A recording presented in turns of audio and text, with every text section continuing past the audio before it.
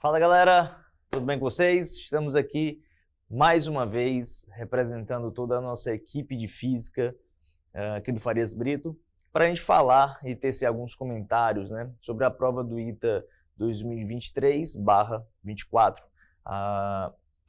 do ITA, né, Instituto Tecnológico da Aeronáutica. Bom, eu sou o professor Cadu e venho aqui representar toda a equipe formada aí pelo professor Marcos Haroldo, Tadeu Carvalho, o Ken, ajudando também aí no ensino médio o professor Cícero, o professor Lucas, e reunidos a gente conseguiu aí fazer as soluções, né, dessa prova, e eu vou comentar um pouquinho para vocês sentirem o que a gente achou, né, e com isso já dá algumas dicas para a segunda fase, e esperamos muito aí que você tenha se saído bem nessa prova, que primeira coisa que a gente tem para falar é que em relação ao ano passado, o nível baixou, tá? Mas em física, né? Os colegas acabaram comentando aí que nas outras deu uma oscilação para cima. Então isso, no balanço aí no geral, provavelmente a gente vai conseguir ter um corte aí, eu acredito, semelhante, né, ao ano passado,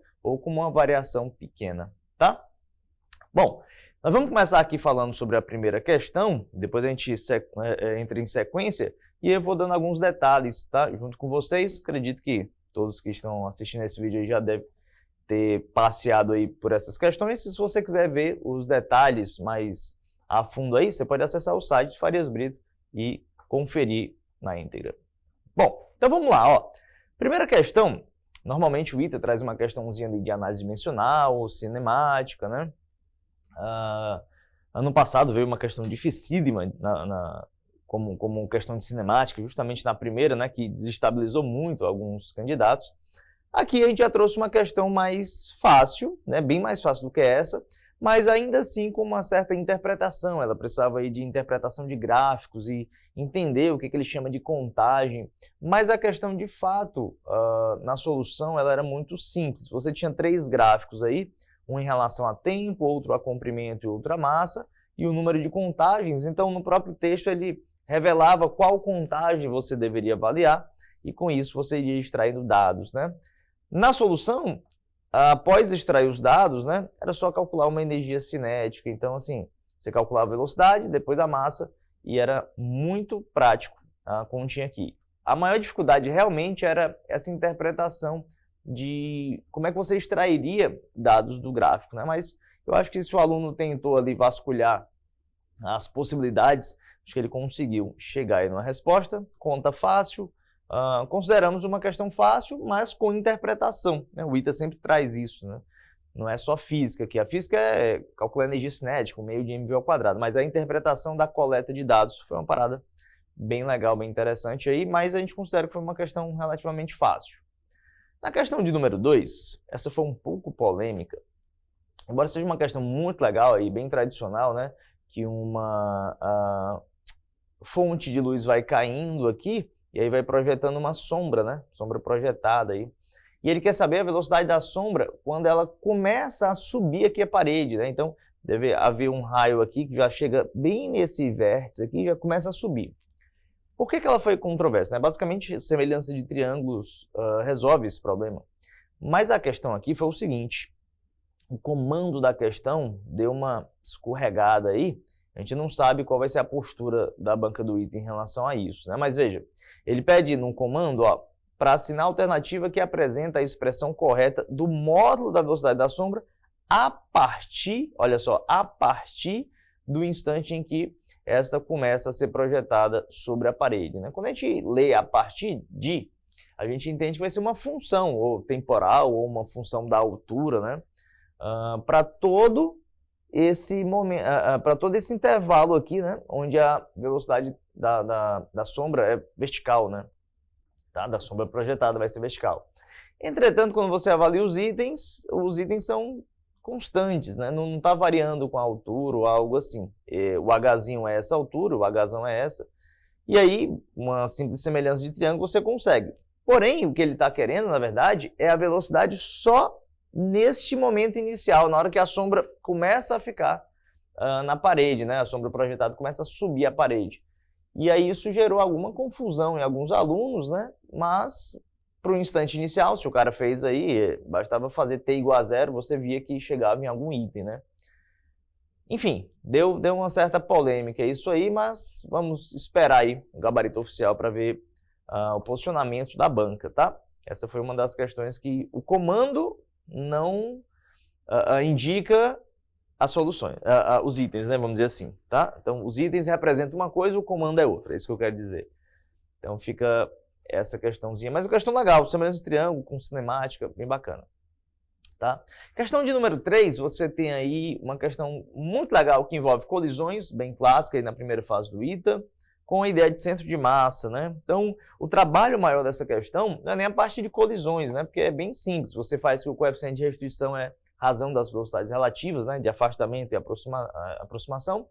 Entretanto, calcular a posição do centro de massa aqui, você tem que fazer aquela continha chata de superposição, né? Visando uma massa negativa para essa cavidade. Você tem uma esfera de raio R e uma cavidade de R sobre 2 como raio, né?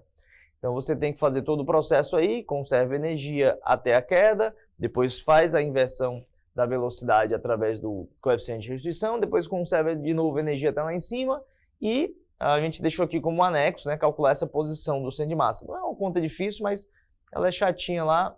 Entretanto, a gente considera aí uma questão também relativamente fácil, embora ela seja trabalhosa, tá?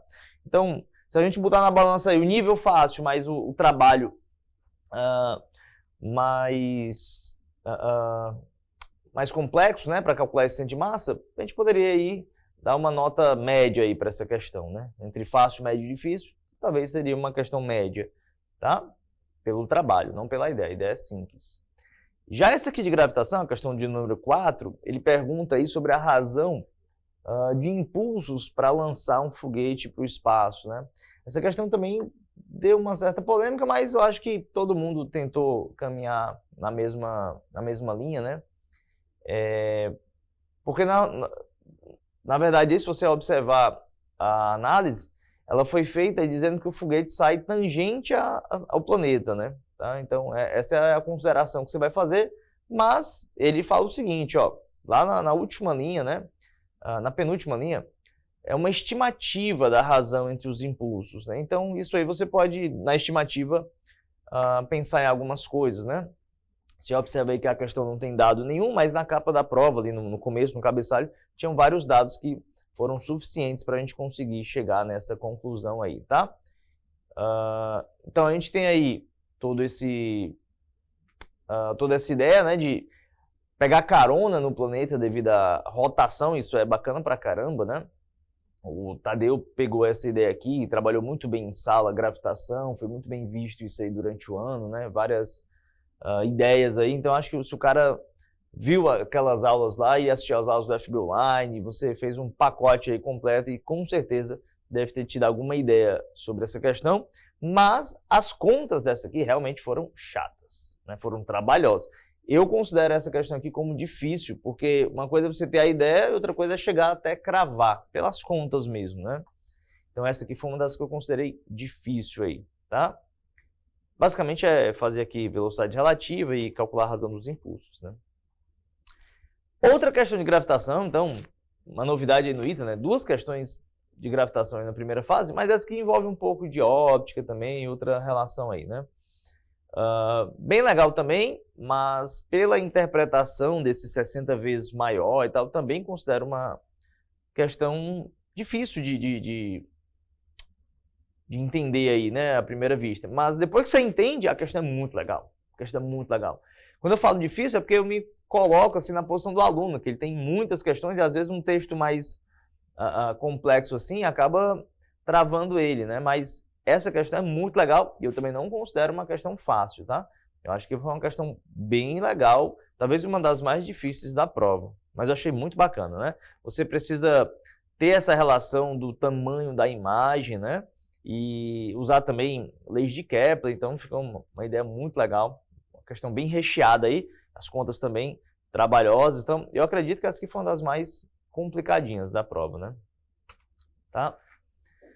Bom, seguindo aí, você tem uma questão mais... Essa foi mais simples, essa é uma questão fácil de dilatação com pêndulo, essa é bem batida, né? A gente trabalhou em MHS, algumas coisas dessas. O professor Marcos Haroldo trabalhou muitas situações de dilatação. Eu acho que essa aqui não teve dificuldade, não. Foi uma questão relativamente fácil aí, para um nível de prova dessa, né? Talvez uma das mais simples, né?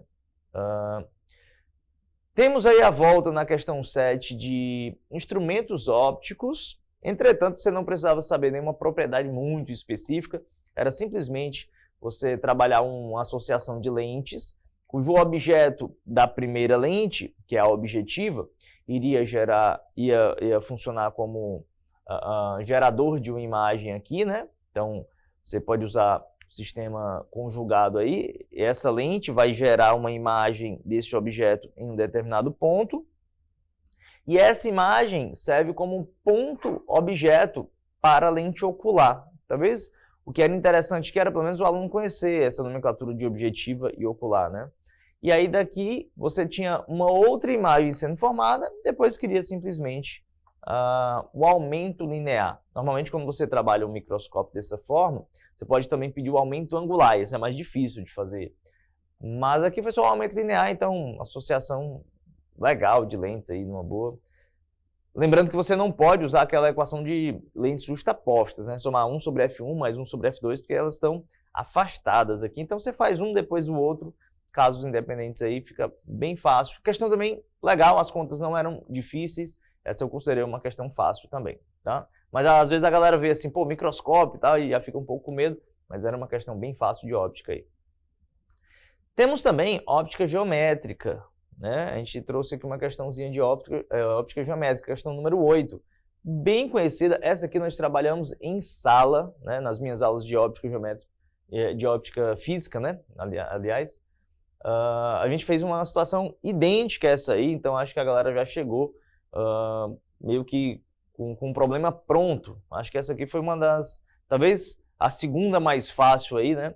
É óbvio que óptica física não é um conteúdo muito adorado pelos alunos, né? Mas essa aí foi trabalhada em sala exatamente igual nessa situação, então consideramos aqui uma questão fácil nesse sentido, né? Embora seja de um assunto mais complexo. Tá? Então, ele coloca uma lâmina aqui, eu gostei muito dessa ideia da lâmina ser circular, ser esférica, né? Alguma coisa assim, porque evita aquela confusão que normalmente os alunos têm quando a lâmina tem faces paralelas e tal. Então foi muito bem pensado isso aqui, e depois é só descobrir a posição dos máximos, aí foi bem legal, né? Diferença de caminho óptico, resolve rápido demais. Talvez a segunda mais fácil da prova essa aqui. Temos uma questão teórica que a gente tanto bateu na revisão, né? Ano passado a prova em si veio mais teórica, mas esse ano foi mais restrito esse formato aí. Só que essa questão foi muito boa, cara. Essa questão, no final das contas, para quem conhece o que eu vou falar, é um método das imagens, né?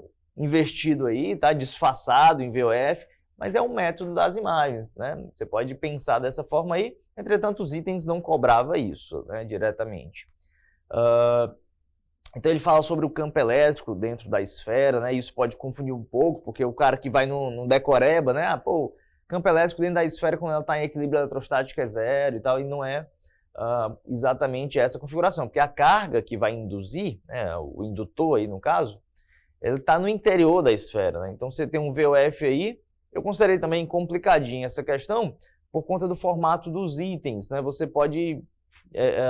se você não souber exatamente o VOF de cada um, você não consegue matar a questão, você tem que estar ciente de todas as combinações aí, né? Então, acaba sendo uma questão mais difícil, né?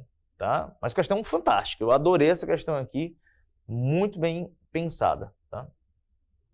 Seguimos aí para a questão 10, essa sim foi bem polêmica, porque aparentemente ela está com dois itens iguais, né? O item C e o item D fornecem a mesma configuração, tá? Então, acreditamos, com base em outras situações aí, que essa questão pode ser anulada, tá? O ITA já cobrou situações da mesma forma, em que apareciam dois itens iguais e a atitude lá da banca foi anulação. Vamos esperar também para ver o posicionamento deles, né? Mas basicamente, cara, essa questão nem tem física. É só geometria, né? Ele já te dá uma partícula entrando no campo magnético, ele já fala que a trajetória é circular, então você só precisa fazer realmente geometria, né? Ela é bem simples, a gente fez aqui os dois casos, se você quiser conferir depois, né? O primeiro e o segundo, trocando o ângulo aqui por 90 menos θ, né? Que é fazendo como se fosse esse ângulo aqui de cima da mesma coisa, tá bom? Então vamos aguardar aí o posicionamento da banca, né? Mas era uma questão fácil também. Bom, questão 11, questão legal, eu achei uma questão de nível médio, só porque acaba misturando alguns assuntos, mas a solução dela é muito simples. Talvez em uma linha você consegue resolver essa questão, mas ela espanta um pouco, né? Ela tem aí uma força eletromotriz que depende do tempo e tal, mas basicamente você tem um circuito formado aí por uma tensão, que é variável no tempo, com essa função, uma resistência bem grande para a gente desprezar a resistência desse solenoide, e um solenoide bem comum aqui, né? Então tem uma sonda aqui que vai sentir uma força eletromotriz induzida e o processo sai muito rápido. Basta calcular a corrente, sendo U sobre R. Em seguida você calcula o campo dentro do solenoide, μ0, eta I, né? Onde o eta é o número de espiras por comprimento. E aí, como isso depende da corrente e a corrente depende do tempo, esse campo vai ser variável, basta calcular o fluxo e derivar, ou simplesmente olhar que a dependência é linear, né? Fica bem fácil também. Eu considerei uma questão fácil, embora tenha uma junção de algumas coisas, né? Mas é uma questão fácil aqui, se o candidato estudou legal a parte de indução eletromagnética, certamente ele ganha essa questão. E os itens também são bem diferenciados ali, eu acho que dava para perceber os itens que não eram aí, porque tinha um 2 a mais ou não, foi tranquila de converter aí.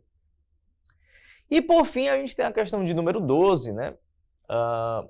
Que essa de fato foi interessante porque o ITA não tinha abordado até então diretamente uma transformada de Lorentz, né? Já apareceu várias situações de relatividade, mas nessa de fato você precisava ter ali uma transformada bem simples. Eu acho que é o caso mais simples de uma transformada, né? Lembrando que o IME também cobrou transformada de Lorentz esse ano e tá no programa, cara. Tá? Isso não foge do programa não, tá bom? O que foi bem estranho aqui, de fato, é essa velocidade, né? Porque ele coloca aqui, ó, 3 vezes 10 a sexta metros por segundo, transformando esse quilômetro aqui para metros, né? 3 vezes 10 a sexta, tá? Isso dá 1% da velocidade da luz, né? Então, mesmo o gama sendo relativamente baixo, vamos dizer assim, próximo de 1, né? Você ainda tem um fator relativístico, né? Porque isso aqui não é transformada de Galileu, você tem que usar o caso relativístico de fato, mas veja que é muito rápido, calcula o gama aproximadamente 1, faz o ΔT igual a 0 e a conta é muito rápida também. Questão muito legal. Essa eu considero uma questão difícil se o cara não viu transformada, mas se ele viu, talvez seja uma das mais fáceis da prova também, porque a conta é boa, é rápida de fazer, então eu achei que dá para trabalhar aí também como uma das questões para o corte, se você tem um assunto bem dominado, né? Então a gente bate na tecla de novo aí de ter essa ideia de dominar pelo menos o básico dos assuntos mais complexos, né? Eu acho que isso, numa prova dessa aí, salva muito, cara. Tem pelo menos umas 3 questões aí, como a de óptica física, essa de relatividade e essa de indução, que são assuntos mais complexos, mas que elas foram muito simples, talvez as mais fáceis da prova. Então isso ajuda, né? Ter esse conhecimento básico de assuntos complexos ajuda demais, tá? Pontos que a gente achou interessante, né? Teve muita gravitação aí, né? Diferente aí de outros anos. Normalmente vem uma questão, quando vem. Normalmente a segunda fase também pode aparecer gravitação, mas teve pouca termodinâmica, então pode ser um ponto para você estudar aí na segunda fase, né?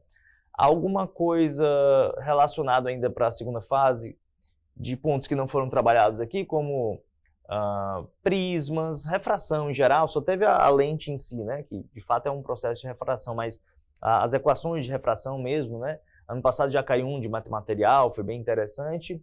E outro ponto também, a parte de difração de fenda simples, né? Ou rede de difração, ao que foi abordado aí, existia uma difração ali, obviamente, mas foi só de fenda dupla, né?